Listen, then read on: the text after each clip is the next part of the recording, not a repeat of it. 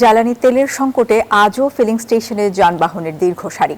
ঘণ্টার পর ঘণ্টা অপেক্ষা করায় বিভিন্ন সড়কে সৃষ্টি হচ্ছে তীব্র যানজট।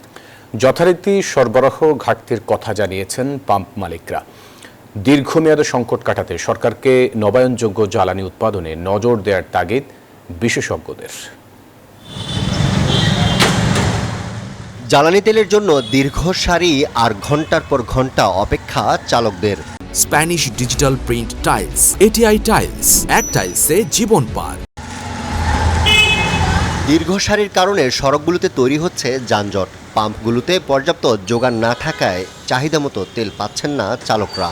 মনিটরিং জোরদার করার দাবি তাদের। 2 ঘন্টা 3 ঘন্টা লাগে লাইন, তা আমাদের সময় নষ্ট হচ্ছে না। রোদের মধ্যে এরকম দাঁড়ায় থেকে তেল নেওয়াটা এটা কি অস্বাভাবিক না? অনেক অস্বাভাবিক ব্যাপার এটা। ডিউটি টাইম তো শেষ, এতগুলো মানুষ যে হয়রানি হইতেছে তাদের মধ্যে কোনো অনুশোচনা বোধ নাই। তেলের ক্রাইসিস আসলে কখনো তৈরি হয়নি, এটা আমাদের মানুষের তৈরি, আমাদের গ্রাহকদের আমি বলবো তৈরি একটা কৃত্রিম সংকট। কয়লা ও তেলের উচ্চ মূল্যের কারণে সরকারকে প্রতিদিন প্রায় 200 কোটি টাকা ভর্তুকি দিতে হয়। তাই সাশ্রয়ী ও দীর্ঘমেয়াদী সমাধান হিসেবে সরকারকে নবায়নযোগ্য জ্বালানির উপর জোর দেওয়ার তাগিদ দিয়েছেন Bangladesh sustainable and renewable energy অ্যাসোসিয়েশনের নেতারা। কয়লা এবং তেলের উচ্চ মূল্যের কারণে সরকার প্রতিদিন আনুমানিক 200 কোটি টাকার বেশি ভর্তুকি প্রদান করতে হচ্ছে, যা দীর্ঘমেয়াদে রাজস্ব ব্যবস্থাপনা এবং সামষ্টিক অর্থনীতির জন্য গুরুতর ঝুঁকি তৈরি করেছে।